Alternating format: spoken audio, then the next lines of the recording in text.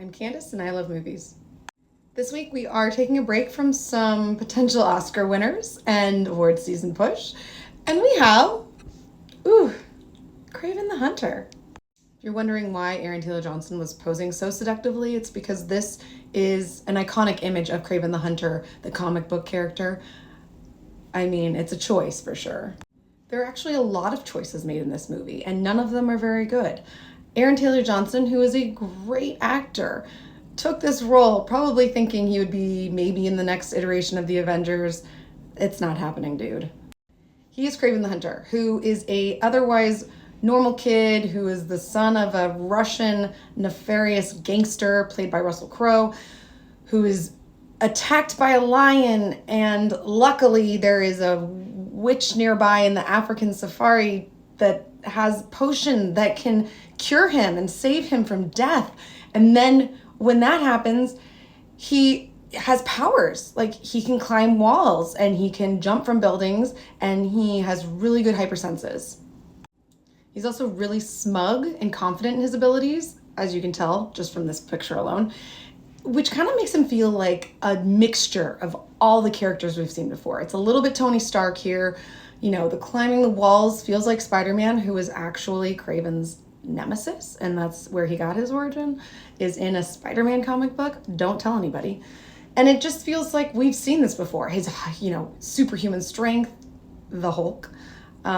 It feels a bit recycled. It feels a bit, we've been oversaturated by comic book characters who can do all this stuff.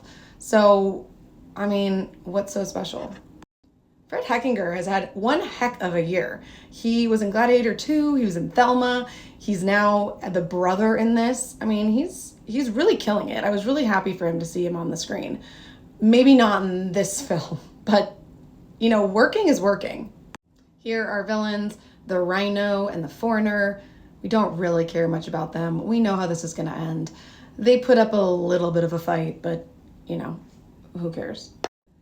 Despite a really clunky script, Aaron Taylor Johnson does a good job of committing to his lines. I mean, the number of times that he had to say, "I am the hunter," is just ludicrous. I mean, I should have brought a drink and drank every time he said it. I would have been drunk by the end of the film. It was a little over the top, a little excessive, but isn't that what all superhero movies are supposed to do? I mean, can we go back to this pose? Look at him standing like that with fire billowing by him. I mean, I hated this movie. This movie was horrible. It's gonna get a splat from me on Rotten Tomatoes, but there is a little baby but. But I think if I had someone sitting next to me and we could laugh through it, I think this would have been a grand old time. I don't think they intended for that in this film. I don't think the filmmakers went into this thinking, let's make everyone laugh, but they succeeded. Oscar winner Ariana DeBose is also in this film, but on Sony's website, they didn't have any photos of her, stills of her in this film for me to put up. I mean, that's how important her role is in this. She plays the witch Calypso, who provides the potion. She's also an informant, a lawyer who helps Kraven, but actually really doesn't help him. It's just, her role is a mess. I'm sure she wished she had never took this, and I kind of don't blame her if she is happy that her photo is not on the website. Anywho, that's what we have. I think I've pretty much said it all. I hope you really enjoy Kraven and have someone you can laugh along with.